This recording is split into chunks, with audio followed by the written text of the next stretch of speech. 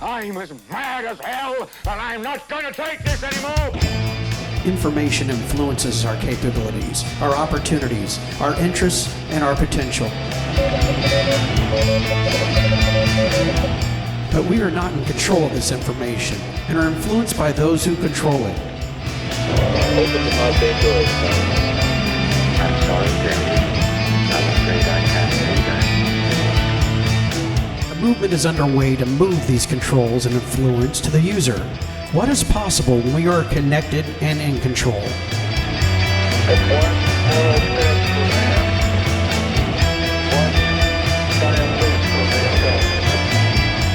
This is the quest. This is the emergence.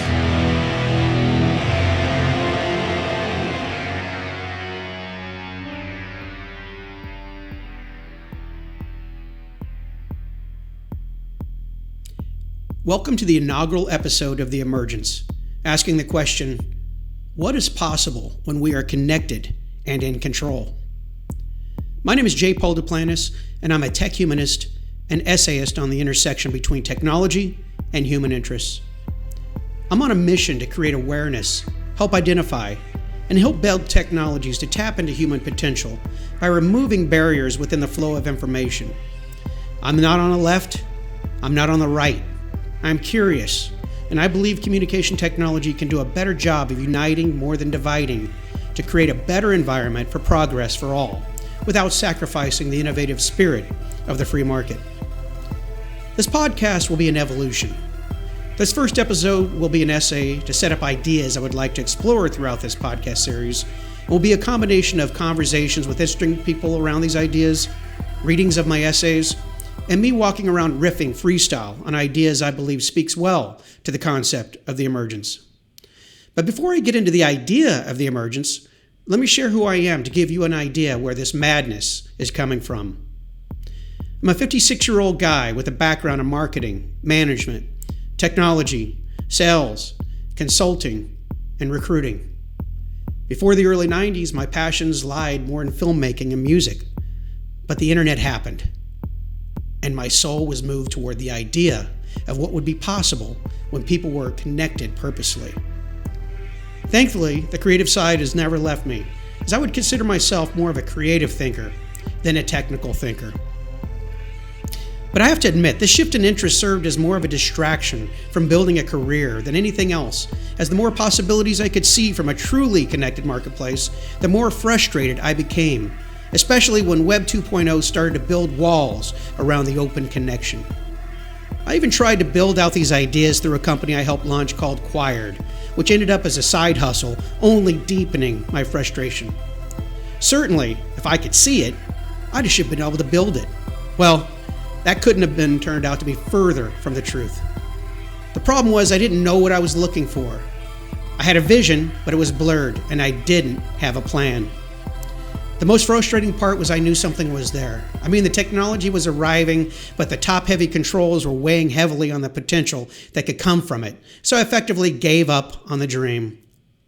It was 7 years ago, almost to the day of me recording this episode, that I gave up on this dream and decided to hunker down and focus on a 9-to-5 job. Fortunately for me, I landed in a place where I love the owners and the people I work with and have been able to work in areas of marketing, information systems, processes, and just being there to help, which is one of my favorite activities, so no complaints. But about 4 years ago, I got the itch again, as I saw the amazing developments happening within the communication technologies space. So I thought I would at least be more consistent about writing on these ideas. I mean, what was happening with VR, AR, mobile computing, the Internet of Things, and AI were blowing me away, so I started to dig in. I even consulted for a VR company in Scottsdale for a while on the side and witnessed a small startup struggling with a revolutionary yet very new technology. And it wasn't until I walked into a bookstore about 3 years ago that I was finally able to make sense of what was in my head for the last 20 or so years. True story. I started to meditate around this time to help cope with my frustration that had been building to a crescendo. And one day before walking into a Bookman's bookstore in Phoenix, I meditated to help understand what this madness was. What was this idea I'd been chasing? What was the methodology behind the idea? Yes, people were connected like no other time before, and they were controlled by it, but what was the solution, or at least the path forward? I felt maybe at least I could find something I could personalize to help me put these ideas into a better context for others to relate to. As I walked into the bookstore, I just told myself the first book I touched was going to be some form of an answer. I seriously had no idea why I was doing something so incredibly foolish. But hey, we're all human, and I needed a true north badly. So I roamed and found a section I felt might speak to me, walked forward, and without looking, put my hand on the book, Emergence, The Connected Lives of Ants, Brains, Cities, and Software by Stephen Johnson. Scout's honor, and this is the absolute truth. So an aha moment at 52. I guess Ray Kroc stumbled across the McDonald's franchise around the same age after swimming in obscurity, so I figured if I wasn't going to be a small part of revolutionizing the connection, at least I knew what the idea was. So what was so special about this book? I was immediately struck by one of the stories in the book about ant colonies using pheromones or chemical traces as signals between each other. Signals that could help ants determine the best places to bury their dead, hide their food, and overall protect the colony from invaders. Ants sending signals between each other to make decisions collectively for the betterment of themselves and the whole outside the control of the queen ant, or centralized control if you will, where the capabilities of the ants emerged from the colony but were not directed by it. Ants working with each other, understanding each other, as well as becoming aware of common threats and opportunities. As I read this book, my line of thinking immediately centered around the idea of what communication technology could become for humans. How could our capabilities emerge from each of us to serve ourselves and each other without a reliance on centralized forces to mitigate threats and explore opportunities? What would be the potential of our signal if we were connected emergently? Not only to each other, but with media outlets, purveyors of goods and services, and even governmental bodies. What if the connection was optimized to reach into our untapped skills, hidden talents, and explicit interests rather than only the needs of the market? A market defined by the connected, not just the connection. Obviously, there is a connection extending the reach of the human voice that exists today, but this connection is highly centralized and optimized more for the exchange of monetary value than the exchange of value of the capabilities residing within the connection. I thought to myself, what would be possible when the connection was optimized for human value, where individual capabilities were harnessed to inspire what I call CAPE: creativity, awareness, productivity, and empathy, to feed back into the connection. After reading this book and recognizing the technology at our disposal, I began to realize I was witnessing the potential birth of a new paradigm shift in human communication, and began to see the connection differently than before. It was this idea of distance and capabilities that started to grab me. Think about it. What are the chances the most interesting person in the world to you is your next door neighbor? What are the chances the skills and interests you possess are being fully utilized at your workplace? To me, this erasure of distance and limit on capabilities was a catalyst for rethinking the human connection. What would be possible when barriers were removed between people were capable of and what was expected of them dictated by the market? We all possess skills that both nature and nurture have blessed us with, and mostly our locality dictates whether these skills will be utilized or not. Remove these barriers to scale globally, and an exchange of value between people, business, and governments could be untapped to add more purpose into the exchange. An exchange of human value within a purposeful market over an exchange of monetary value in a free market. Many might say technology already erases distance and frees capabilities when we work remotely and discover information through the web, but currently purpose seems to be more assigned to us than defined by us. I'm not attacking work. I'm attacking the institution of work when it only trades in the quantity of labor for profit. I can hear the arguments now. Yep, money needs to be made to build infrastructure and keep people employed. I got it. But has that been enough? It appears the free market is maximizing the opportunities found within the labor force to extract more value from labor than the value labor is getting from work. I admit it. Maybe my emergent lens is distorting my reality as to how would I ever know what happens inside the exchange of labor en masse. But I ask you to look around. Are we emergent in the potential of our labor? Shouldn't we be? Should the homeless person you pass on the way to work be actively engaged with the potential of their labor? Well, we can have an easy conversation on why they are not, but the more difficult conversation is, could they be? Is it that work is not available because they don't want to work, or is it the right opportunity has not found them to fully engage their potential at some point in their life, to serve as an anchor for better things to come? I work in an area heavily populated by the homeless and ask myself daily, what talents and skills are trapped inside their situations? What would be their true capacity if opportunity not only found them, but understood who they are? Not through a centralized institutional approach as we find in many workplaces and mental health care facilities, but emergently to understand the human first, then optimize their potential within the greater marketplace. Think about it for a moment. In the quest to optimize the potential of labor, wouldn't mental health be at the epicenter of what is holding it back? Currently, mental health appears to be treated as more of a problem to have than a solution to find. An affliction affecting the young and the old, the poor and the rich, all genders, all races, passed down genetically or behaviorally through generation after generation. When our mind is not healthy, how are we supposed to tap into our capabilities to influence the market rather than being influenced by it? Mental health is the moonshot for the emergence, as I believe there are technologies and methodologies on the horizon to not only repair physical damage to the brain, but to help people better relate their mental state with the world around them.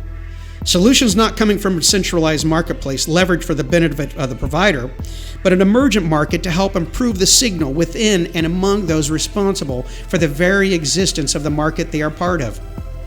In the grand scheme of things, the emergence is not only about communication technology, it is about rethinking the tool set we are using to tap into human potential. Do we think the current top-down centralized approach and the way we work, the way we handle our mental health, and the way we consume and share information is ultimately healthy for all of society? Is the well-being of all society important? Or is it only for the strong and the resilient? To me, the emergence gets to the core of the question of what is possible when we are connected and in control, where each of us is more influential in building our better realities, regardless of the color of our skin, our gender, or our level of income. Where we are less dependent on institutions dictating who we should become and become more in tune with who we are and what we have to offer. Is it better for society to rely more on social programs than on social tools? I believe there should be a healthy mix, as a reliance on programs to treat the symptoms more than the cause fails to get to the root of the problems that turn into other problems and fodder for political maneuvering. As we move past the halfway mark of connecting 7.5 billion people on the planet Earth, how many opportunities exist to exchange value and what people offer if the connection was free from influences outside of other interests? Seems pie in the sky, but reality is soon to render a world where automation will replace a significant portion of the skills humans traditionally offer. What then? Where will the drivers, the manufacturers, and the clerks go? A double whammy, as lower skilled jobs will be replaced with automation, while the remaining higher skilled jobs will come with a high price tag for skill development. With the cost of obtaining a university education in the U.S. surging 1,120% between 1978 and 2014, according to a Bloomberg report based on the Bureau of Labor Statistics data, what will the next 36 years bring to the prospect of labor? Especially in knowing median wages have increased 290% between 1977 and 2019. How will this reality not continue to increase the wealth gap?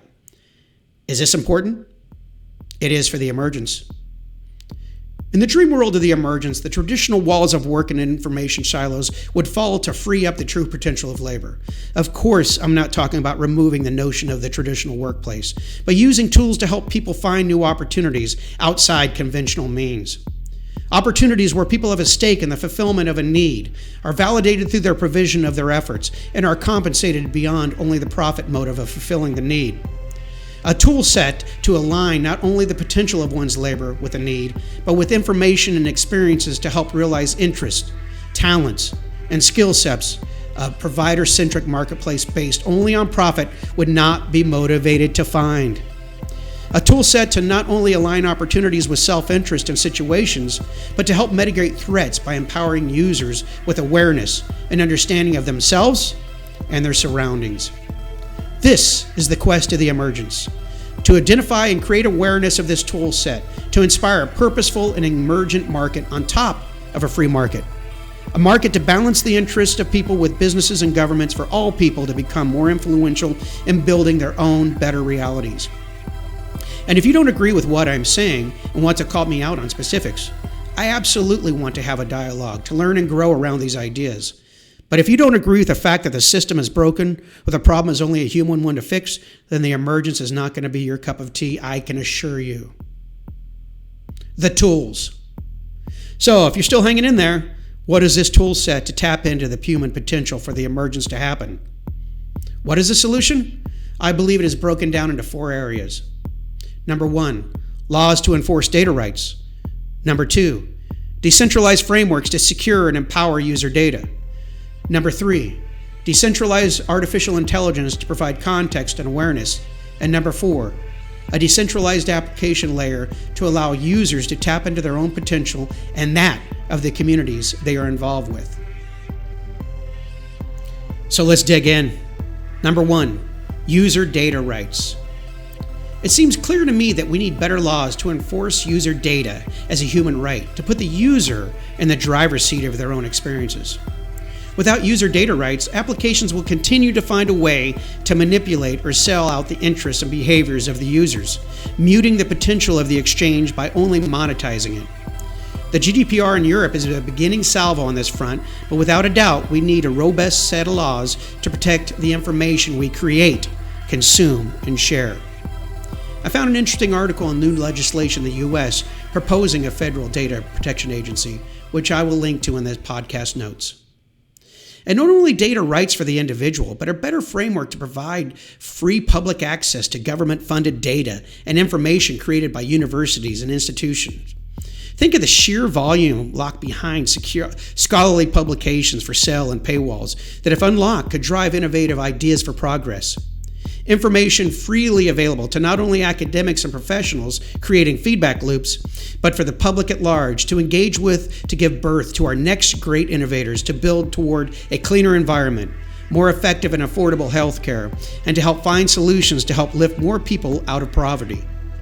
I've yet to scratch the surface on this subject of data rights and look forward to finding interesting people to have a conversation with on this, was possible to move these ideas into reality. Number 2, the frameworks. We need to create technology to provide user controls over their information, to effectively separate user data from applications to limit the amount of control of the provider and the network over the user. There are a number of frameworks currently in development I believe may one day render this a reality. So why is a universal, decentralized framework important to secure user data rights? Because if we leave it up to each company to do the right thing, we will be let down. We always have been. This is such an incredibly wide topic. I hope to have plenty of conversations in the future to help illuminate the pros and cons of decentralized frameworks. So what is at the core behind the idea of a decentralized framework? Imagine not logging into Facebook, Apple, Google, or any other information service, but granting them permission to access the experiences you create, consume, or share. As opposed to you agreeing to their terms of service, they would agree with yours. I happen to have fairly extreme views on this, as I believe no matter where our data resides, whether it is on a web server, an email application, a game, or in a sensor, if we create the experience is ours by default. Imagine playing a game of chess on a smartphone app where you are playing with 5 opponents you had met in the game. Currently, the moves you make and the conversations you have regarding these moves are the property of the game. Should they be? Of course, the specific articulation of the game is the property of the game provider, but how about the experiences contained within? What if you found a different game more suited to your tastes? Should you be able to relocate these moves and conversations to another game? Did the creator of this game pay for the experiences or the infrastructure? I argue they only paid for the representation of these experiences, not the experiences themselves. We pay for our experiences in living them, so why shouldn't we be in control of them? Should you be able to easily move a calendar item from Google Calendar to a Facebook event or vice versa? Should you be able to easily move a tweet thread with other users into an email or text? Should you be able to easily mash up censored data with a photo found on the web with a paragraph from a scientific study, all the while retaining authorship and formatting from all the source material? I believe you should. And I believe tools to be built in the future should have portability, authorship, and verifiability at its very core. The web as we know it today is a wild west of an information exchange, allowing businesses to co-opt user interests with very little concern over the validity and repercussions of what is shared. Managing permissions are at the center of this better future, but how this is achieved is what is proving to be incredibly difficult. How do you create a better and more secure web for people without making it more difficult for them to use, and without it equally being as prone to centralized control? Tim Berners-Lee's Solid Pods framework is an interesting solution to this problem, as he is the founder of the World Wide Web with a sincere frustration with the direction it has taken. And Solid Pods are an especially good test case for a framework to contain our data rights, as it originated through a public institution, MIT, and is being deployed through a private company called Inrupt.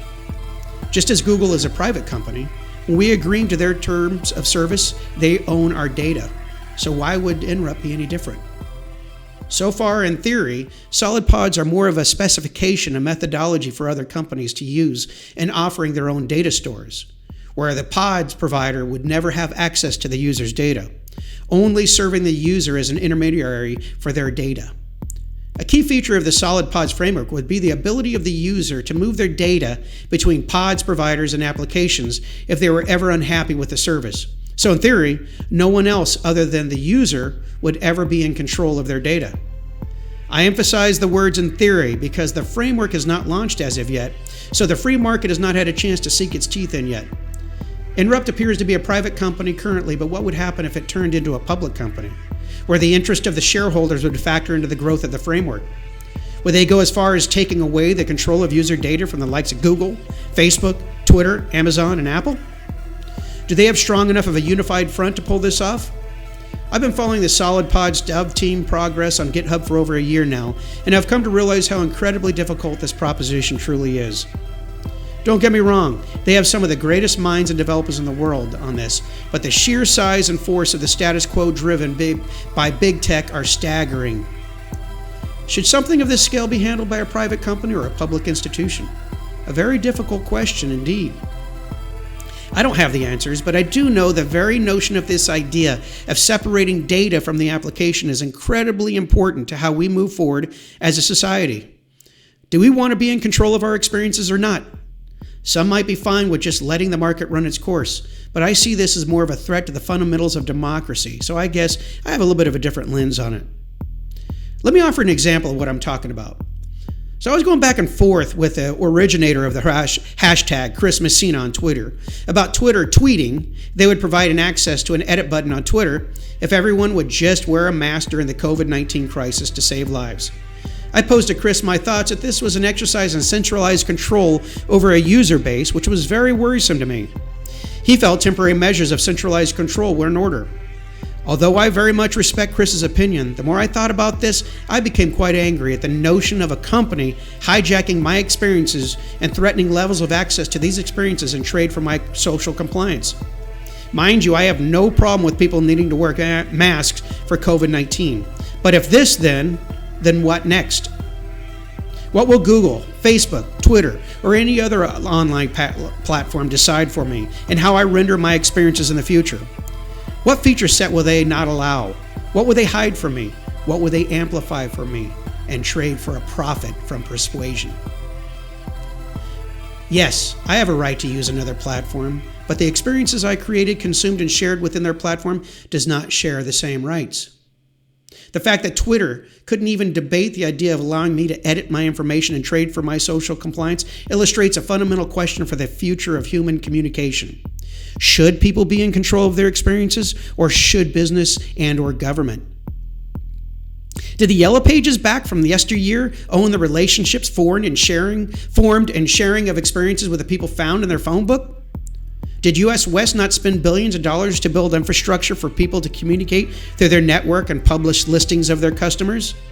Was a login to US West required to call one of their customers?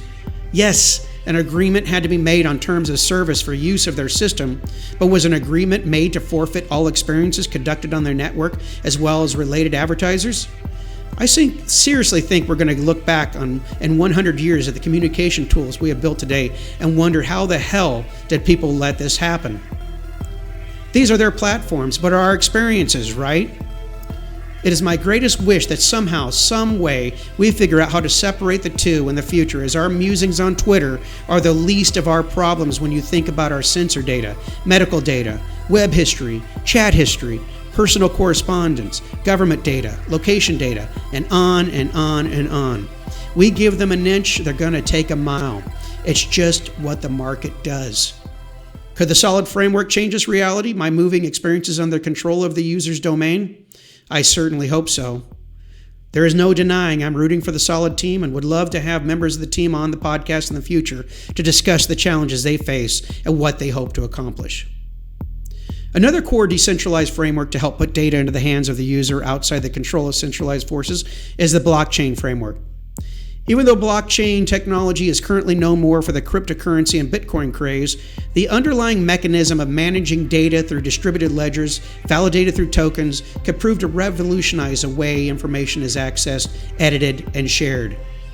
A methodology to remove centralized governance from the flow of information to empower the user with authority over their data. Currently, blockchain technologies are more power-intensive and limited in transaction speeds, which is not a good recipe for a framework to revolutionize the connection. But innovations are on the horizon to help remove these barriers, to help move blockchain into more of a decentralized future. One of the more interesting players on the scene is Ethereum, led by co-founder Vitalik Buterin. Where Bitcoin is a leader in cryptocurrency using blockchain protocol, Ethereum is a leader in creating an ecosystem beyond the management of money online to a framework to manage applications attached to a decentralized blockchain. Ethereum 2.0 is the next iteration of the Ethereum framework to reduce the limitations of current blockchain technologies. At the heart of this is a movement away from the traditional proof of work model where massive computers solve puzzles to build new blocks in the chain to a model based on proof of stake, where validators in the chain purchase Ethereum currency to add blocks to the chain.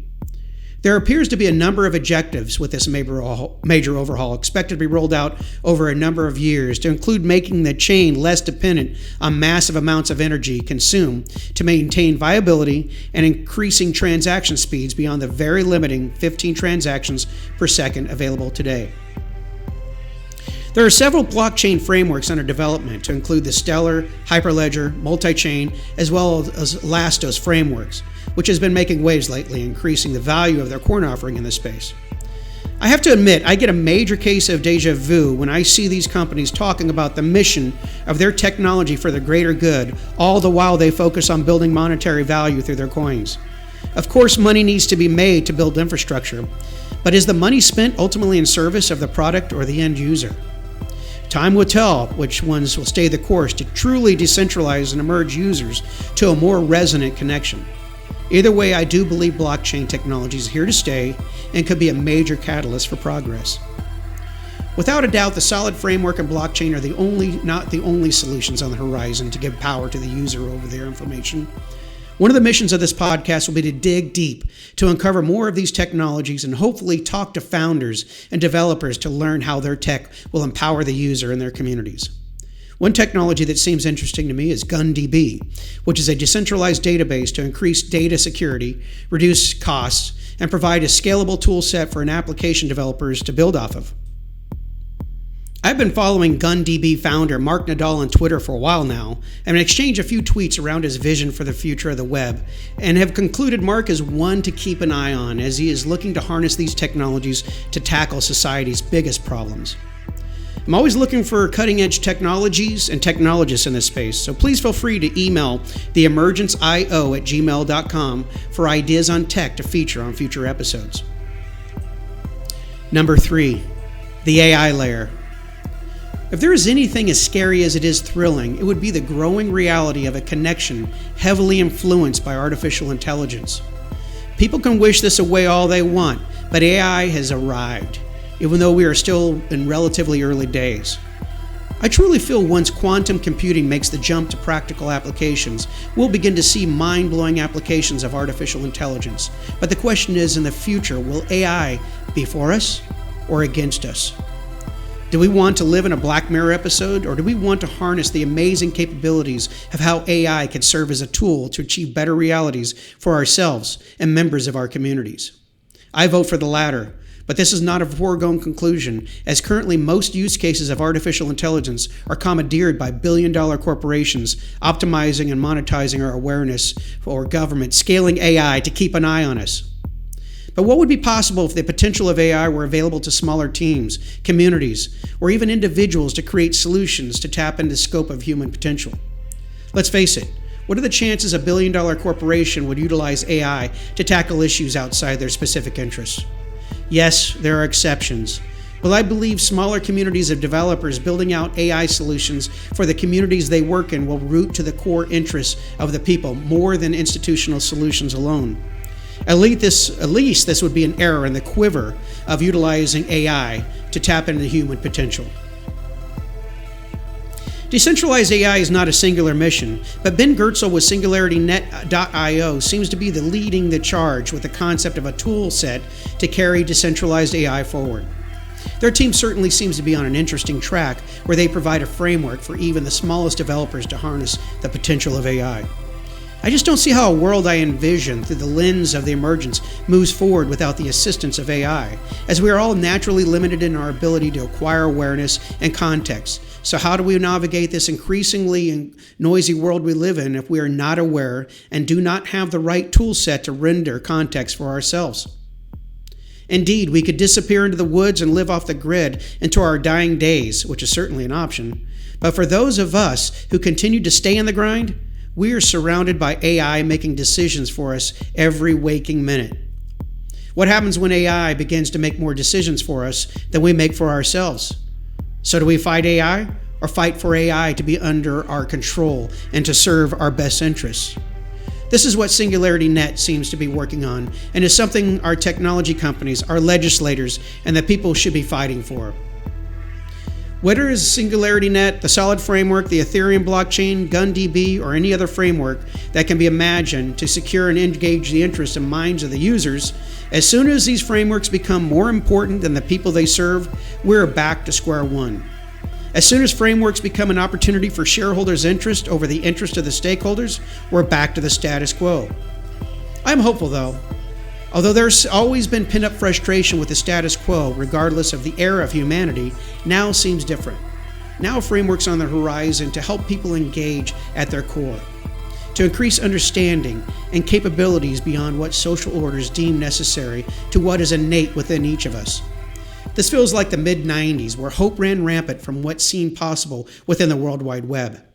This time it is my sincerest desire we learn from history to not repeat the same mistakes, as I am not sure how many do-overs we have before technology enables us to no longer have our hands on the wheel rendering experiences. Some might ask, why do we need an open framework to begin with, and just to let humans figure it out? My response is the cat is out of the bag, so it is better to try to move these tools under user control before it is too late. Yes, we could rely on the free market to solve these problems through Adam Smith's invisible hand, but I fundamentally believe he didn't foresee the weight of corporate influence in the exchange we see today. Finding a set of frameworks for applications to help balance the interests of the users, businesses, and governments is a tall order, but necessary for the long-term growth and the health of societal interests. Should these frameworks be private or public entities are incredibly difficult questions to answer. I, for one, believe these frameworks should at least be a mixture of employee and community-owned interests, while financial and operational transparency at the very core of their operations. Without this, we require the trust of those with influence to do the right thing. Trust is either assumptive or verifiable. I, for one, believe the latter speaks better to the public's interest. And this leads me to number 4, the application layer. The main reason I'm so hopeful, though, is what we're at the heart of the emergence, which is the application layer, built on top of a decentralized connection to move user experiences away from the control of the network and the providers attached to it. Applications are rendered through smartphones, computers, TVs, smartwatches, kiosks, IoT devices, and in the future through smart glasses. DApps, or say decentralized applications, are a style of application arriving on the scene utilizing blockchain or a peer-to-peer framework, but the term to me should extend beyond blockchain to include any type of application built to engage user data outside centralized control. If Solid takes off as a domain-based framework, shouldn't the apps be considered decentralized if they are outside the control of the network? At least I believe so. But as stated above, just because an application is decentralized does not mean it will empower the user. Without legislation to set and enforce the laws and decentralized frameworks in place to manage user data without fear of influence, I fear decentralized applications will have more bark than bite. But even with laws and open frameworks in place, just because an app is outside the control of the network or the providers doesn't necessarily mean the app is reaching into the depths of human potential. Decentralization is the baseline to protect and secure user data from the threats of outside control and manipulation. But where their true potential lies is when applications are both decentralized and purposeful for the user and the communities they are engaged with. Technology to inspire purpose throughout society might sound like social engineering, but as opposed to society being engineered from the top, as it currently is the case, society would be engineered through a tool set under the control of the people from within society. A fundamental idea at the core of how I see the emergence and what made the light bulb go off in my head at the bookstore. Just like ant colonies, what are the signals between people, goods, and services best able to protect and allow people to thrive within communities they not only live in, but engage with? Could a decentralized and purposeful application layer be the carrier of these signals? I believe so. And for ease and the benefit of this podcast moving forward, I'll refer to this form of application as an emergent application. Admittedly, a bit self-serving, but also to the point.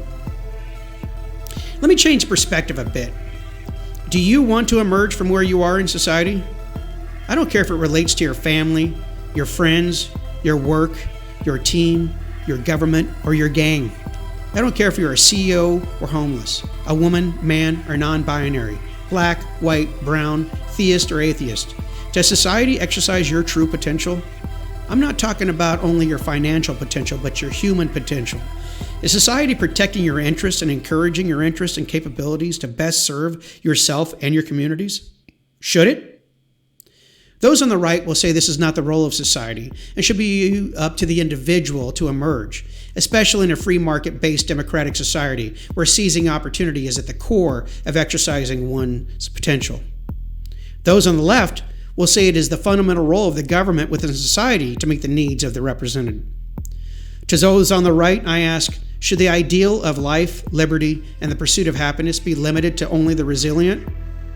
If so, doesn't this provide a firmament for powerful governmental and business interests to exert controls over the populace? To those on the left, I ask if meeting the needs of the people is more important than providing tools for them to seize opportunity. Doesn't this provide firmament for powerful government interests to exert controls over the populace? I think history can prove societal extremes from either the left or the right ends up with the overall health of represented societies suffering. I personally believe free markets are the better firmament for societal health than Marxist utopian dreams, but I also believe free markets are leaving way too many people on the sidelines. This is something I've never understood when you see cities overrun with homelessness and crime. How does blame contribute to the overall health of a city? How does a militarization of policing that started with the 1997 1033 program to transfer military arms to local police departments contribute to social order? Is this model working out for us? Look around. Is the solution a heavier hand? To bring national forces to clean the streets of the homelessness and the destroyers of property to stamp down unrest and distress? Maybe this would have been an effective strategy in an unconnected world as in the past, but I don't see things playing out as they had in the past, since we are now living in a world where an application layer optimized for monetary value over human value serves as an instigator of the human condition, serving as a beacon to entice and distract more than invite and engage. The pick up yourself by your bootstraps model for success is not working. The blame game is not working, and the rioting is not working. We are divided. while connected like no other time in history, through tools we are not in control of, offering the marginalized a soapbox full of dynamite. And as automation continues to replace unskilled workers, the cost of acquiring skills continues to increase exponentially, and long-established societal norms are being challenged daily. Somebody was bound to light the fuse. Did we really not see this coming?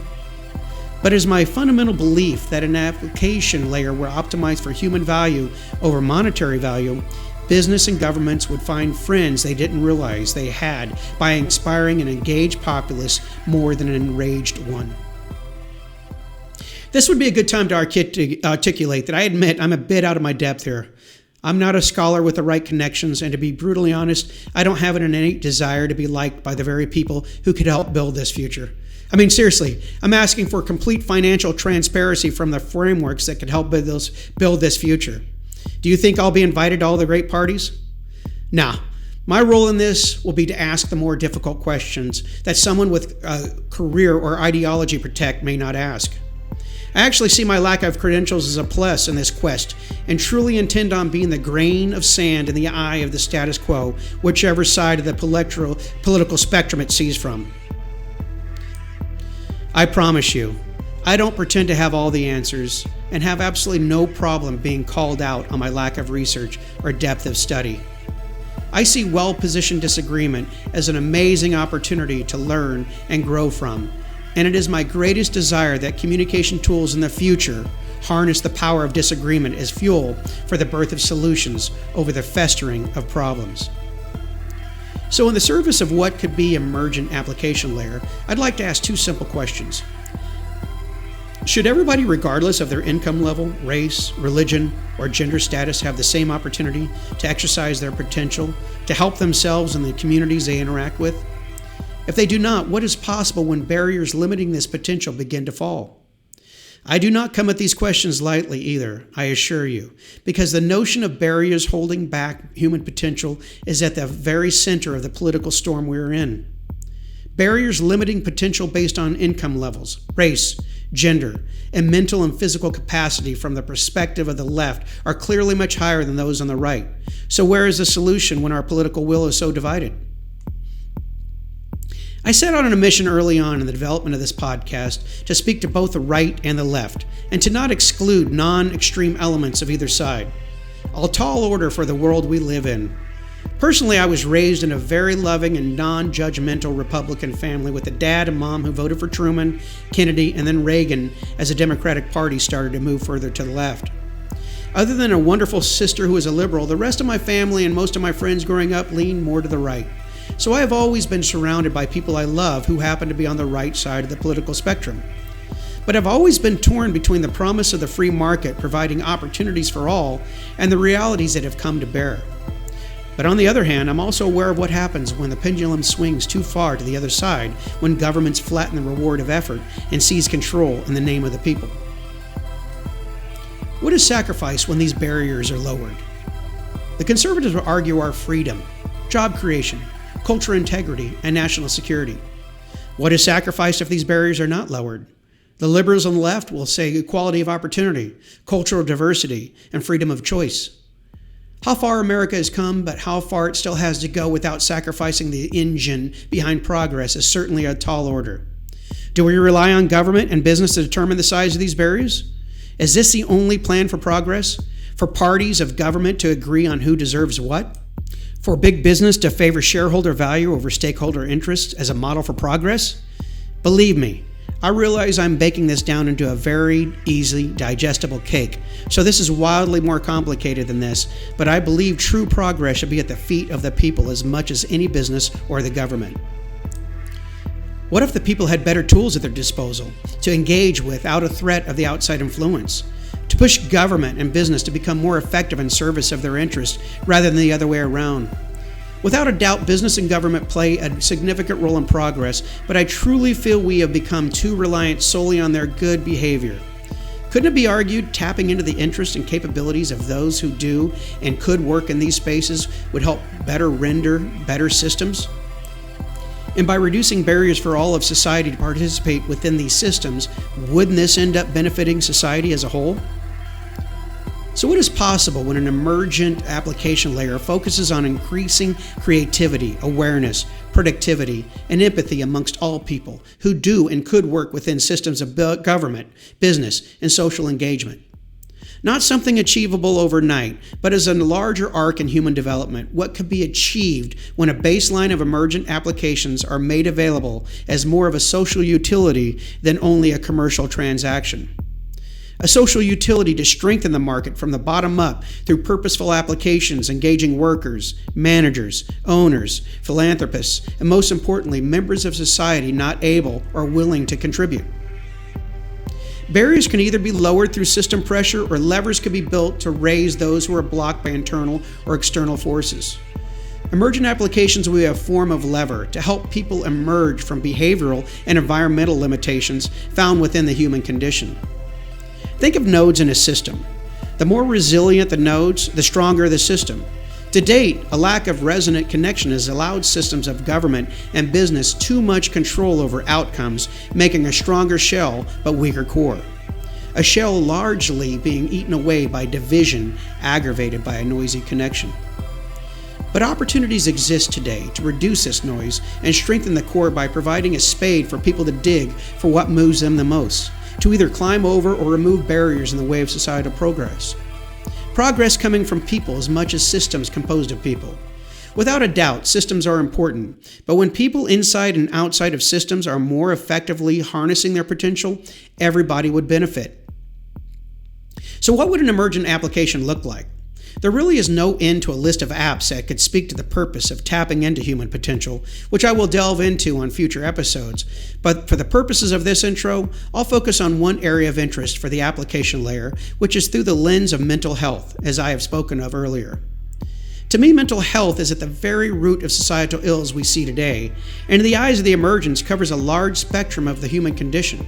From the most severe cases of schizophrenia to mild cases of anxiety and levels of frustration in how we handle experiences surrounding us both near and far. States of mind affecting decisions made by the homeless, criminals, the military, the police, CEOs, welfare mothers, doctors, or kids tempted to join a gang. How many times has your mental state negatively affected the way you handled a situation at work, at home, on the field, or in your profession? Now in externalities such as the environment you're in, other internal conflicts, and 24/7 information overload, it is not hard to see how altered mental states can manifest into frustration, bad behaviors, misunderstandings, and missed opportunities. Criminal activity, homelessness, police brutality, toxic work environments, drug abuse, sexual abuse, racism, etc., etc. How much of a factor does mental health play in all of this when in the U.S. alone, close to 50% of the population have suffered from some form of mental illness, much less traumatic mental conditions such as anxiety or depression, not classified as an illness? Not to give systems of governments and business a pass for the existence of barriers, but internal barriers within people may also be holding people back, since it is easy to argue unhealthy people are responsible for unhealthy systems. How much of a cost to society does this reality bear? Wouldn't an increase in the quality of mental health across society decrease criminal behavior and homelessness and improve parenting skills, leadership skills, and interpersonal relationships? Certainly not a quick fix, but over time I believe a moonshot of mental health could create an environment to help improve the human condition. I imagine most people are interested in a healthier society, but some are concerned what may be sacrificed in its pursuit when institutions are the primary means of moving the needle. And I believe tackling mental health through the lens of emergent applications could be a bipartisan approach to move the needle on mental health. Tools provided to all people to improve their mental health, to positively impact their lives, the lives of their loved ones, the communities they engage with, and systems of business and government they interact with. Notice how I focus on mental health over mental illness, as I believe this is something we could all benefit from. Certainly I don't blame the current state of mental health squarely on the shoulders of a highly centralized communication technology model wrapped around an institutionalized framework for mental health, but I do believe they carry a significant portion of the burden and missing opportunities for social progress.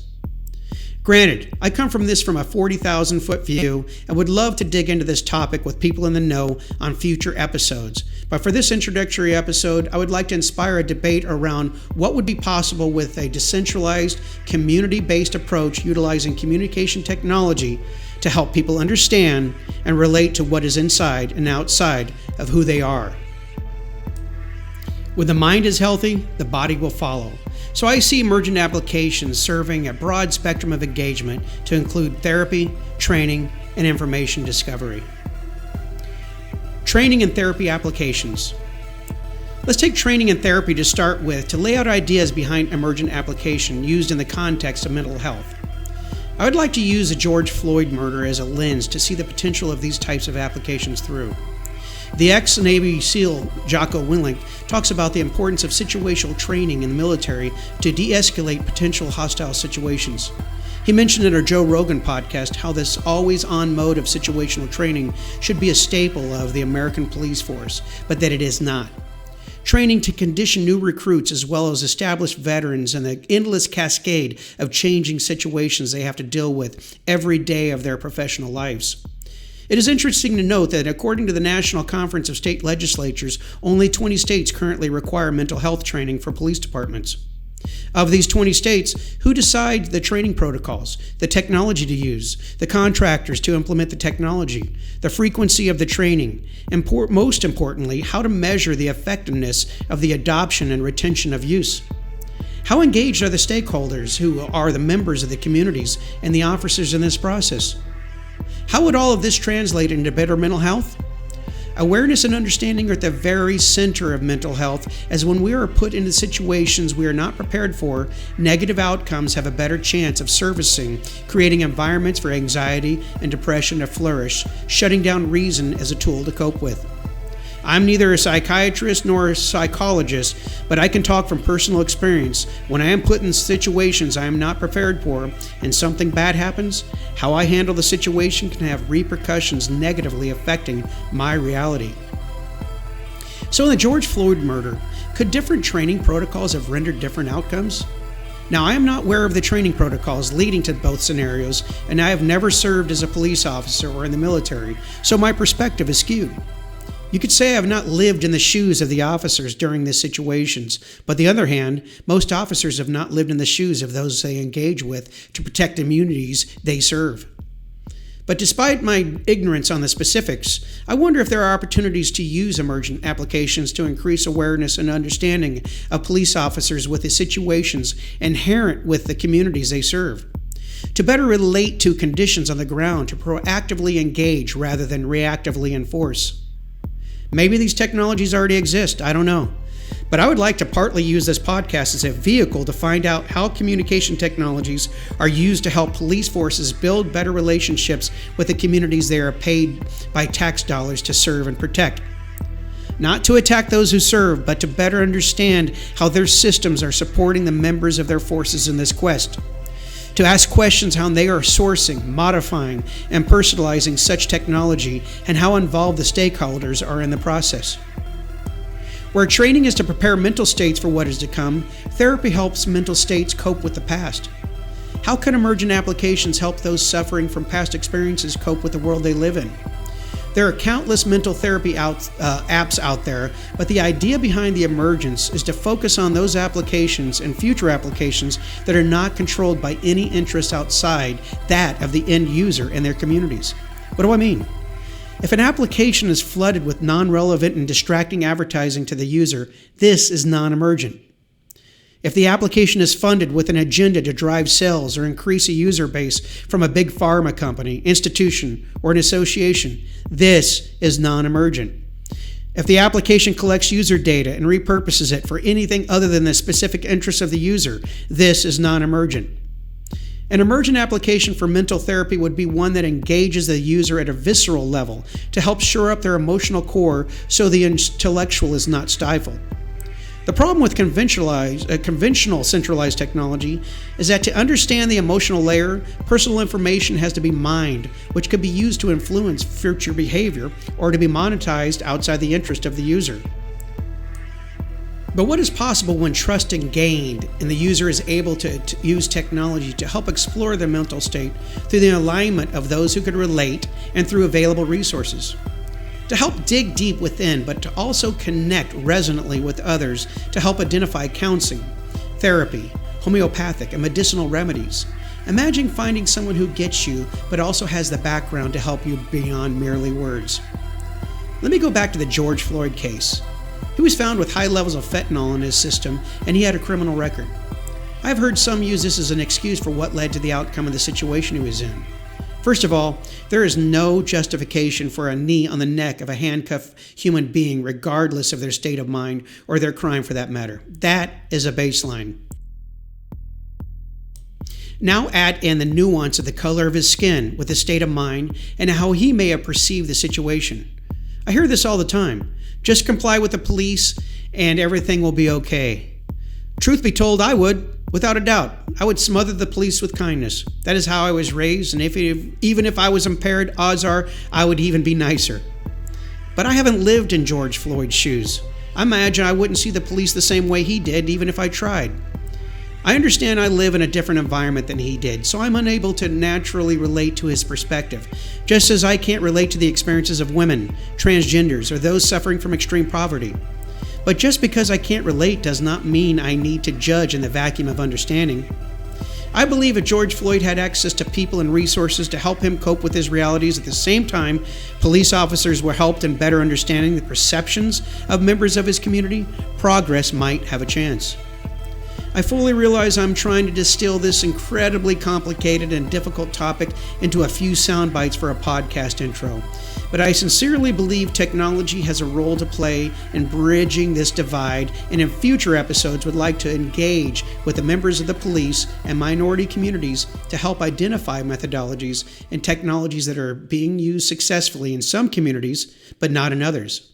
Or possibly to find methodologies and technologies used in other industries successfully that could be used to help bridge the divide between police enforcement and the communities they serve. What other areas in the sphere of mental health could emergent applications benefit? From homelessness to workplace productivity, familial relationships, extremism, and racism, the possibilities are endless when applications are identified and built to provide a secure and purposeful environment for the user to reach within and outside to those who relate the most to their potential and unique situations they are in. Suicide rates in the U.S. have increased 35% over the last 20 years, according to a new report from the U.S. Centers for Disease Control and Prevention, which is beyond troubling when you realize the highest growth rate for suicides is with young adults. People need to have goals. People need to have purpose to keep moving them forward. When they feel lost, whether it is due to an extreme case of mental illness or just feeling shut out from the rest of the world, their potential is stifled, which can and will affect opportunities taken. Add to this the 24/7 noise-making machine we call the media, preying on the most basic of our instincts. It is no wonder we are where we are. When our mental health is compromised, we are easily distracted and easily influenced to make decisions, both monetarily and personally, that are counter to our self-interest. What would it look like if our experiences were not in the hands of billion-dollar media companies and trillion-dollar technology companies, and applications were optimized for our mental health more than just our pocketbooks?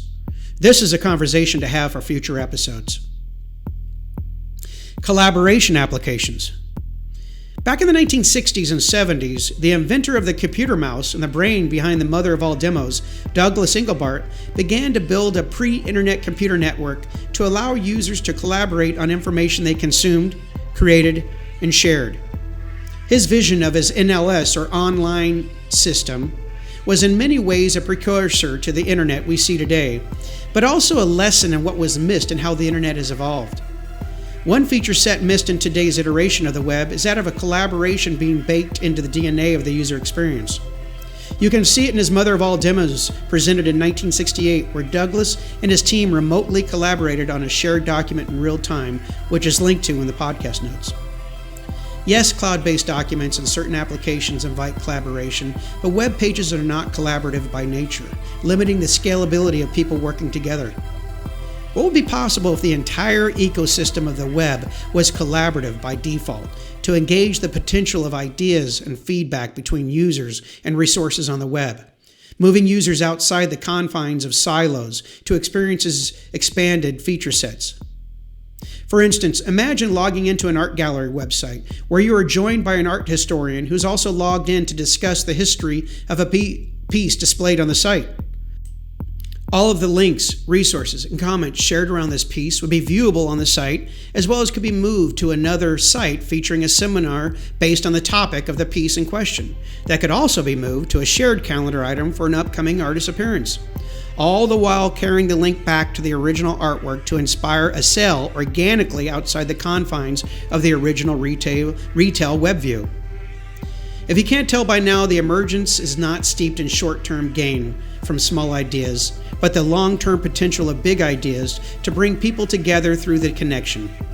Something I believe will pay off in spades to society when applications reach beyond the attention-heavy model we see today, optimized for monetary gain only. How could this be achieved? By using collaboration as more of a universal standard to follow rather than an individual feature set made available from a provider. A notion representative of the battle for the web, where open standards for web pages to follow are pitted against features made available through siloed applications monetized for user engagement. To my understanding, this is the path the Solid framework is on, in addition to creating more secure data environments for users, where applications and web pages built to their framework standards will allow for open and secure exchanges of information between users, applications, and pages involved. Think about the spacing of bolts on a hub for a tire rim. There is a universal standard that all manufacturers of rims follow to help companies effectively create customized rims to fit on vehicles, effectively allowing vendors to collaborate to create an end product to help people move from point A to point B. Imagine if each vendor and each company involved were allowed to create their own spacing to help create more of an exclusive offering. Wouldn't this impede the end user from getting from point A to point B, whether through inconvenience or cost? Embracing standards to encourage open source development to promote a frictionless exchange and collaboration between what is created, consumed, and shared amongst users is at the very core of the emergence. I believe it will be the developers who will be the most important links in this chain, as they will be the ones to adopt and push these standards to the market. Without these standards, an open ecosystem of collaborative emergent applications is just a pipe dream. But who will carry this out? Tim Berners-Lee is the director of the W3C Commission, who is in charge of web standards, as well as heads up the Solid framework. So it seems to reason Solid is positioned well for this role. Will app and web devs begin to embrace this, or will they continue to build rims with different spacing for bolts? Certainly not the devs' fault if they do, because I'm not sure what type of incentive they would have to do otherwise. From what I've experienced in my research and participation in this space, this very question is at the heart of the future of the web. Is the overall arc of the future web for the benefit of commercial interest or for the public good? Of course, it will be a mixture of both, but which one will be the dominant force? If we stay with the status quo, it is easy to see which side will be favored. Information discovery applications. This one is my obsession. What could an emergent application layer bring to information discovery among the connected? To help bring people deeper into experiences. To allow them to easily verify the authenticity of authorship and trustworthiness of the content discovered. To allow the user to reach deep inside their interest in situations to reveal content that speaks to them viscerally and intellectually. To align user interests with other users based on their professional, academic, or personal backgrounds to reveal experiences that resonate more fully within the exchange. To blend the real world with the digital world through immersive technologies such as VR, AR, and spatial computing to engage users with objects in situations like no other time in history of the human experience. To empower users with tools to be influential over their means of discovery, to be challenged and to challenge to grow the understanding of the world around them. Unfortunately, this is not the web as we know it. Maybe in pockets of applications, but users are far from influential over their own experiences on the greater web. By and large, they are servants to it, becoming more of a product to be monetized than individuals to be purposely engaged with. Something that has been brilliantly unpacked in recent Netflix documentary, The Social Dilemma, where a host of insiders warn how Google, Facebook, Twitter, and other big tech players are creating technology to trigger addictive dopamine rushes in users, mine user attention for profit, and socially engineer user behavior through manipulation and persuasion. The web, it argues, is treating humans as a commodity by digging deep into their brainstems to prey on their most basic instincts to influence consumption.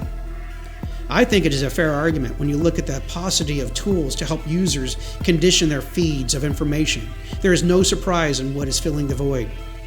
From predictive text formatting thoughts, to analyzing behaviors to influence future ones best suited to the needs of providers, to the removal of information contrary to the common understanding, information has become a powerful tool for authority over thought rather than tools for deep inquiry and engagement. Add on to this a mind-numbing media complex barraging users with duplicative content harvested through bots, ad networks, flooding our senses with non-relevance and interruptions, and news feeds trolling for the lowest common denominator through headline baiting, and one has to wonder where this will lead within the next 5 years. To me, the future is dire if efforts are not made to reverse these trends, and I believe it lies more at the feet of the application layer than anything else, specifically with discovery tools. Build it purposely, and they will come in kind, should be the motto for the future of the web.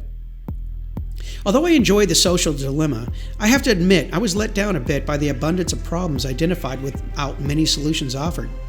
One solution offered in the documentary was for people to leave social altogether, but I believe the social connection has a potential to be inspiring and deeply resonant if it were in the hands of the people. Same thing with search and other methods of discovery. But to be candid, I don't see tool sets rendered by multi-billion-dollar corporations such as Facebook, Twitter, or Google making significant changes to empower users. That ship has sailed. Big will never go back to small, in my opinion. They probably couldn't if they tried, as there is so much pressure from shareholders to deliver perpetual growth, which will always be at the expense of quality engagement for the user. No, I believe the path forward is to build an endless supply of smaller applications built on open and secure standards to allow people to connect and exchange experiences outside the control of silos and providers. Actually more reminiscent of how the web was originally built. How would this be possible when big tech has such a stronghold on users? I believe it will have to come from users and developers pushing the creation of applications outside the control of providers and the network to inspire better frameworks and legislation to come from these efforts. A bottom-up approach to effectively build better systems from the efforts of the people.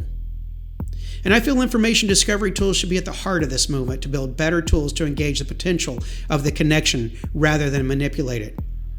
How to effect this change? By encouraging high school labs and college computer science departments to experiment with new ways for users to discover and share experiences outside the influence of networks and providers. To help find purpose within the connection. Facebook was founded out of a Harvard dorm room. Imagine the possibilities if resources were applied to the innovative potential of learners within collaborative environments built around the ideas of user empowerment. By creating grants to inspire developers and innovative thinkers to build applications at the community level, to help members of the communities to discover resources, interact with legislation affecting their communities, and engage with those entrusted with growing and protecting their communities. By harnessing social impact funds and philanthropic funding to create an ecosystem of social applications to make available for free and without ads as a public utility to help bring people together to share ideas, access resources, and encourage learning. By incentivizing businesses through tax breaks and subsidies to use or build emergent applications to empower their workforce, management teams, and potential hires around the notion of aligning individual interests and capabilities with opportunities. Not through top-down directives to maximize profits, but from within to explore the true potential of labor. What would emergent discovery applications look like? At the core would be an alignment of the word I've been using quite frequently, which is tuning. To reach deep inside oneself to articulate and dig for interest in situations, then tune these to information, products, services, situations, and even objects found through VR, AR, found through the connection. Mind you, this only works in a decentralized and secure connection, since the last thing anyone would want to do is share their innermost interests in situations in the connection only to be harvested and manipulated by government and business concerns. This is the reason it is so important to separate our data from the application and to flip the narrative of the user logging into a service to a service asking permission to access their user's data. A role reversal that would seed unlimited user potential for discovery through the connection. What could users tune to their interests and situations when these roles are reversed? Here are a few ideas. Civically, users could align their interests, situations, and feedback with pending legislation, policies, and procedures happening within their communities affecting their livelihood, well-being, and access to opportunities. Instances currently hidden behind walls of file formats, bureaucracy, and political proxies that, when liberated, could increase the buy-in of the electorate while decreasing dissonance. Professionally, users could align their interests and situations with opportunities within the marketplace beyond the confines of traditional administrative roles and conventional work silos, reaching deep inside the dynamics and personalities involved with the opportunity to service unrealized capabilities. Socially, users could align their interests and situations with others to discover character traits, shared experiences, interests, and passions to transcend beyond the binary world of agreement versus disagreement the social connection delivers today. Commercially, users could align their interests and situations with products, services, and situations to move beyond merely a transaction to a measure of trust and engagement with brands to meet the needs and desires of the users. I always say it is not advertising if you are interested. The state of advertising on the web is a lazy layer of behavior manipulation technology slapped on top of a 100-year-old Madison Avenue model. There are a host of innovative companies out there looking to evolve this space, so I'm looking forward to having this conversation with those who see value and the interests of the users as much as the providers. Personally, users can align their interests and situations with information, entertainment, and news from sources to relate to and inspire deep levels of engagement and inquiry. Currently, engagement is treated as more of a monetization strategy, where algorithms condition relevance of discovery for the benefit of the provider. But what would be possible when discovery would be conditioned for what lies deep inside the user without fear of outside influence? Not to discover what is popular on the outside, but what resonates from within.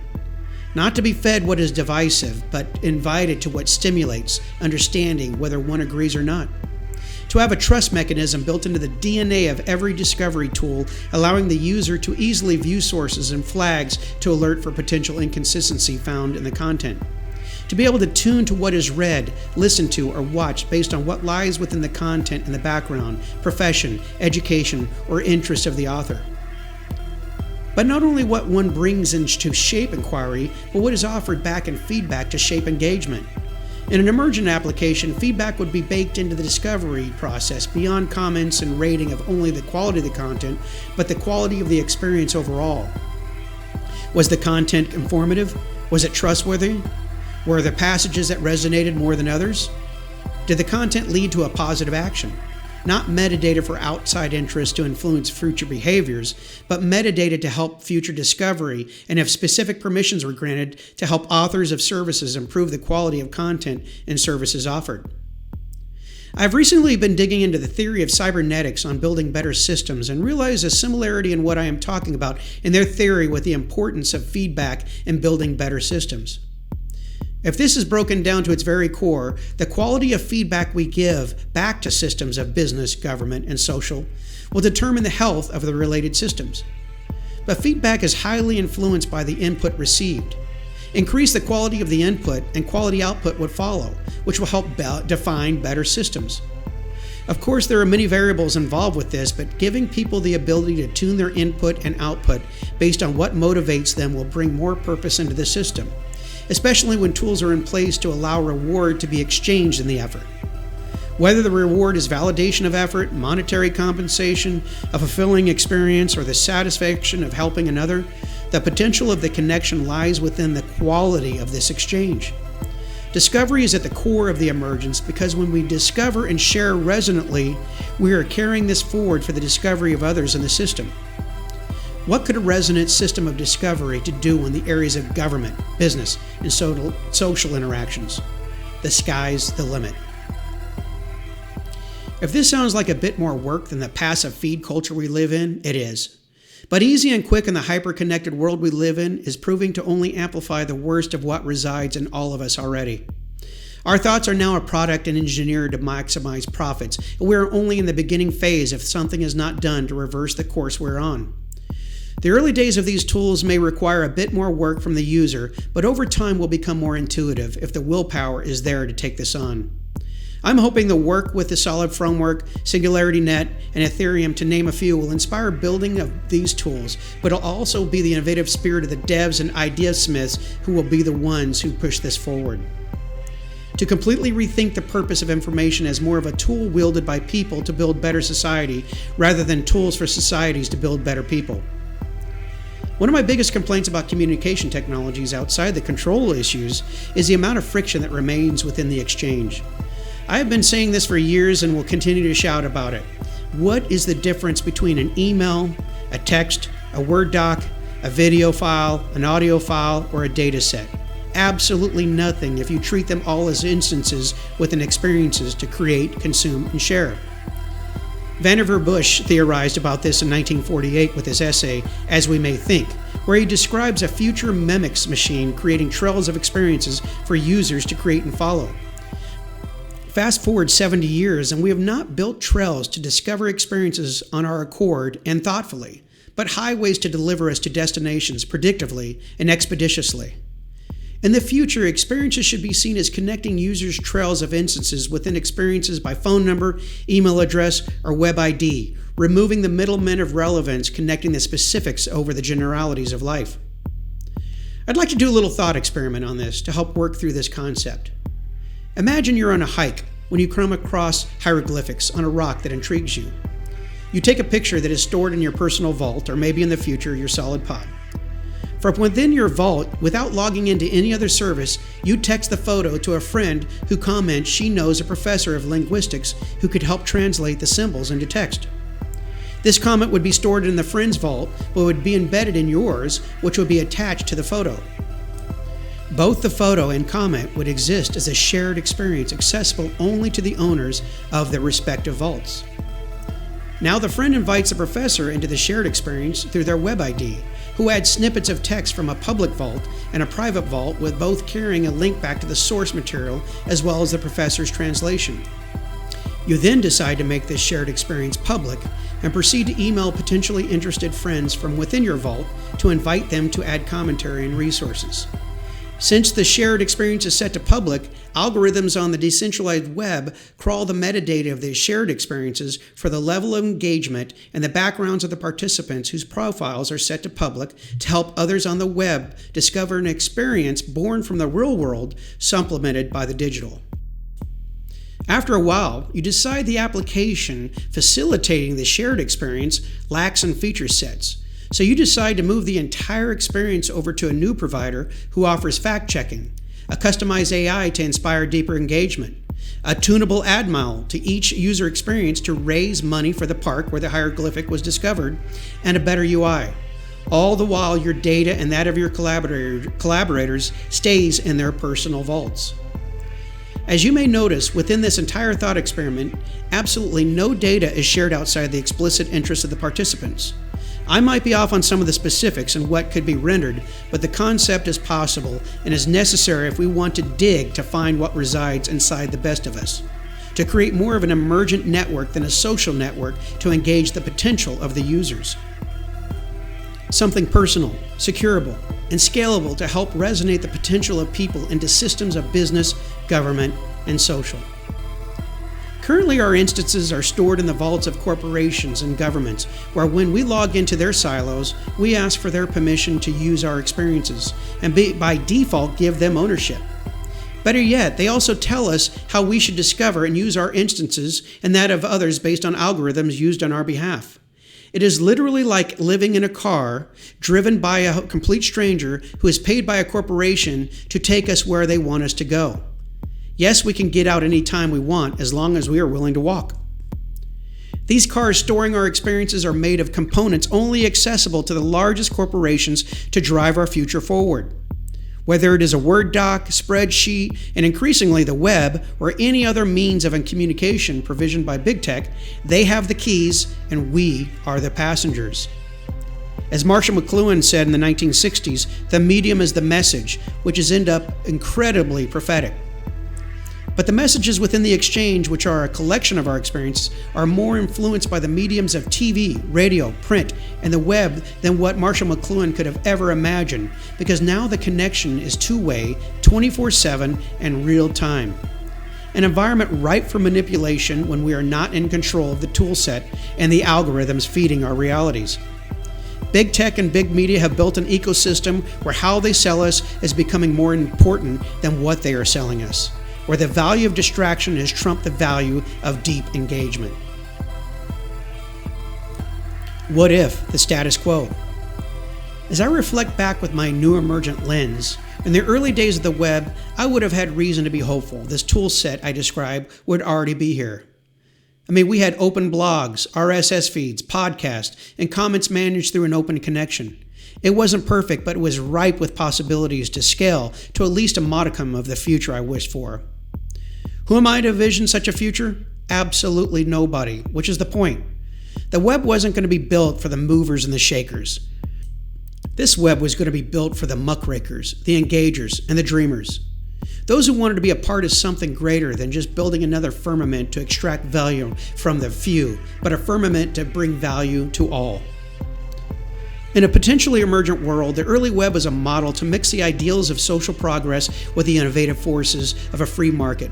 But then Web 2.0 put the brakes on this dream as our experiences were cordoned off into silos and the connection became a noisy marketplace optimized for monetary value over human value. What happens if we don't correct the path we're on, where a handful of media and technology companies render relevance and interest to be connected? Where one day these centrally controlled experiences will be rendered through our smart glasses, literally surrounding our perception of the world with what best serves the market. I fondly remember showing my friends my PDA back in the 90s, the late 90s, and wondering what it would be like when we would be connected to the internet through these devices. Too many times I was met with, why would we need to be connected through a mobile device when a computer was nearby to connect? Not a judgment call at all.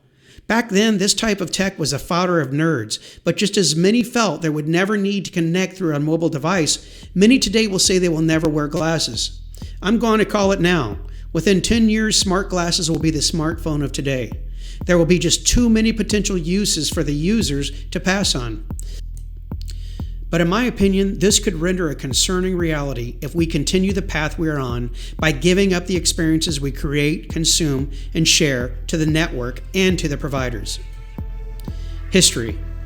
Before communication technology, those in power had a tight rein on the signal of the human voice to influence the community in the direction of their choosing. Enter the printing press, telegraph, telephone, radio, and TV amplifying the signal between people, yet still influencing society from the top down, to include Hitler and Goebbels subsidizing Volksempfänger radio sets to spread Nazi propaganda throughout the German Republic. Rwanda radio explicitly calling for the extermination of the Tutsi ethnic group, and William Randolph Hearst manufacturing stories in Cuba through his newspaper to fan the flames for a Spanish-American war. Over time, the transmission of information became another form of weapon, molding knowledge and understanding within the rank and file of society as a means of control. Centers of power-wielding perception over the masses like a sword to instill fear, confusion, and allegiance to the ruling party while withholding and manipulating context. Today, we see certain levels of this where information is manipulated to not only preserve power, but to push interests with the carrot of convenience to consumers, defining how we work and what we are worth. Mass consumerism fueled by a connection conditioning our signal strength while ushering in an era defined by quantity over quality and reaction over clarity. Signals exchange reaching far, but not deep. I truly believe the overall threat of communication technology plays off our lowest common denominator rather than the highest, serving to divide more than inspire, to incite and excite more than invite. An exchange of value favoring monetary gains over personal efforts, losing sight of the true potential of the connection. We are divided. The human condition is such that we have always been divided to some degree, but there seems to be something in the air that is different now. Something exponential about how the connection is now and what could come from it without a fundamental shift in how it is delivered. As I discussed earlier, we have the tool set to unite more than divide. Yet these tools are under the control of institutions rather than people to render their own better realities. Everything we discover through the web, the results are chosen for us. Even when we search, an algorithm filters the results primarily based on the popularity of the content and relevance based on our own implicit behaviors rather than our explicit actions. When we are on social media, the comments we see from friends are chosen for us. When we watch historic events unfold, the original contents disappear into a menagerie of talking heads, each with a point of view to mold our perspective like potter's clay. A perfect example of this is the first interview between Joe Rogan and Elon Musk, which I personally found incredibly interesting, as there were a number of subjects covered, such as artificial intelligence, driverless technology, and green technology that spoke to my core interest. But when I returned to search for the episode to rewatch a certain section, my results were filled with clips of commentary talking about Elon Musk smoking a joint. Certainly an accurate depiction of what happened, yet far from what I found relevant from within the dialogue. Actually, for the first couple of days after the episode hit the web, I couldn't find the original source on the first page when I searched for the keywords Joe Rogan Elon Musk podcast. What was revealed was just a cascading list of commentary on Elon Musk smoking a joint from all the top news sites. Fast forward to the horrific murder of George Floyd by the police, where I attempted to share an unedited video of the incident with a friend to help explain the gravity of the situation without a narrative, but was met with an endless stream of videos with reactions and proclamations spliced into the footage instead. Vignettes of experiences out of my control on the web serving as a kindling for the fire that was about to erupt, moving the very real and wildly important movement of the protesters into the chaos that would ensue. Chaos feeding off the media and tech companies, amplifying and filtering the signal to surface blame and anger between the right and the left. No, I am not excusing the actions of the rioters, but I do understand where the anger is coming from and see a significant role the media and big tech are playing in fanning the literal flames. We all have this amazing opportunity to engage and learn, yet we are stifled by the noise. We all have this amazing opportunity to bring our brothers and sisters from our communities into the fold, yet we are distracted and divided. We are frustrated, and I would imagine far more of the connected feel marginalized as they compare themselves to the real-time Joneses or are so overwhelmed with non-relevant information they might feel what kind of impact could they make anyhow. Do we truly see each other, or has our perspective been manipulated rather than elevated? Communication technology is not only helping to divide us, it is also not utilizing our capabilities and interests to their full potential. Slapping a layer of technology on antiquated Madison Avenue models and top-heavy worker models, defining who we should be to serve the market, rather than what we could become to better serve ourselves to serve the market purposely. If you believe I am overgeneralizing, what percentage of advertisements through the connection speaks to the core of your interest and situations? What percentage of the experiences you find on the web speak to the core of who you are, who are you want to become? Is the web helping paint your own picture, or is it painting the picture for you? Now, if you do feel the web speaks to you as you have the skills to master it, what about others? How is a connection serving society as a whole? And that is exactly what this podcast is about, however long it lasts. An ongoing dialogue on how communication technology could bring more people into what is possible within the human condition. Asking the question, what is possible when we are connected and in control? Moving forward, this is the question I want to pose on this podcast to the brightest minds, regardless of their income level, occupation, gender, age, religion, or race. To reach deep into all corners of society, reaching past what is expected from us to what is possible through the lens of communication technology. I don't care if it is a Fortune 500 CEO or a high schooler from Harlem. What can be built to help to tap into the human potential to bring more of us into a better future? Not a perfect future, a better future. Who doesn't want that? What tools and methodologies are being built to accomplish this? Who are the people building these tools? How can they be helped to accomplish their missions? What are the barriers that are standing in their way? How can these barriers be removed? And let me be clear, technology is not a panacea for all of our ills. It is a tool. If we want to move a boulder, we can either blow it up or make a lever. I argue for the latter. To me, this is the emergence. This is the movement to build tools to reach into our potential. The Emergence is for social impact investors who want to build technology to empower consumers with choice, employers who see their employees beyond only a conduit for revenue, civic innovators and politicians who see technology as a catalyst for social progress without sacrificing the innovative spirit of the markets, technologists who want to build more resonant connection, and most importantly, people of all stripes who believe we can do better than this. Do we want a healthy society where everyone has a seat at the table of life, liberty, and the pursuit of happiness?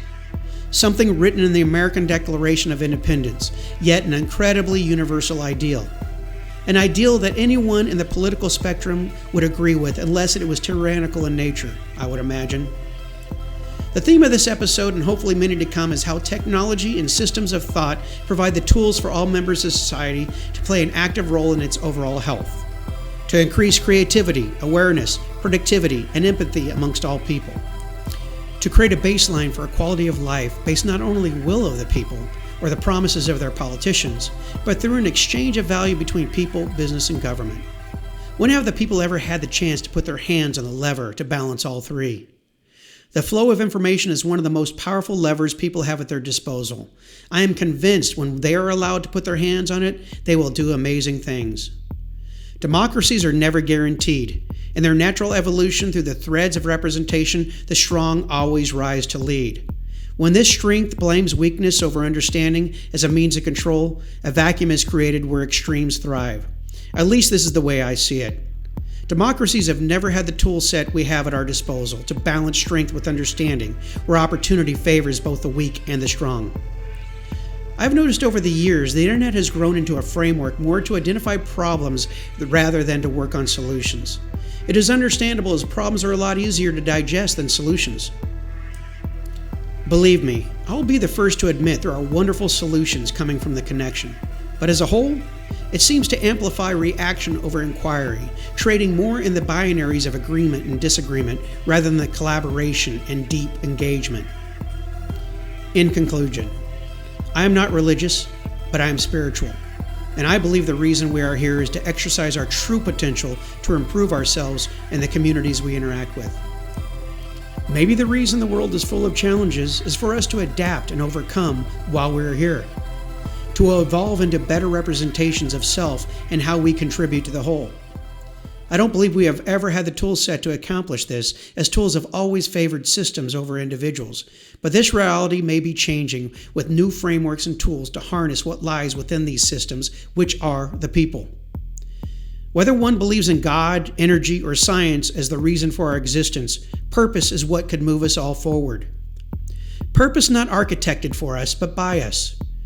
Purpose extended beyond the strong and the resilient to the unfortunate, the marginalized, and the lost souls. History has proven controls over purpose favors unequal distribution of power and influence for the people.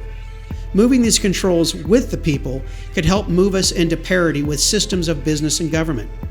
Maybe this all sounds like a pipe dream or fanciful thinking, but I see it as a plan. A plan to help identify and create awareness around frameworks, legislation, AI, and applications to build a purpose-driven future. Technology is not the savior here. It is not a replacement for social programs or philanthropic endeavors. It is a lever to help bring more people into systems of governance, business, and social engagement to both help themselves and to build systems more representative of the interests of all people.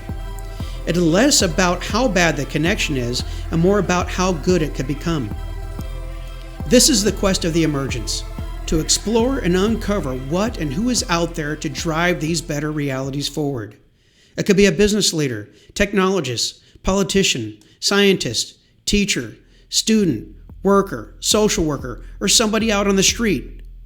I don't have many answers, but I have questions I believe might help strengthen our core to inspire better systems, with these better systems strengthening the core of society. A purposeful feedback loop that over time could lead to better realities. So join me on this quest called The Emergence at the podcast site theemergence.io and on YouTube, where in future episodes I will unpack these ideas through essays, commentary, and dialogues with intellectually curious people to surface technologies and methodologies to help move the human condition forward. I ask if you find these ideas interesting and important, at least as a kernel of an idea to help build a better connection, that you share this podcast and future episodes with those you may feel this may resonate with. I've also created a free ebook and a paperback available on Amazon for purchase on this intro episode, and have broken the intro down into sections linked to within this episode on YouTube to make it easier to share relatable topics with others. I am always interested in finding interesting people to have conversations with around these ideas, so feel free to email me at theemergenceio@gmail.com if you know of someone who would like to engage around these ideas behind the emergence.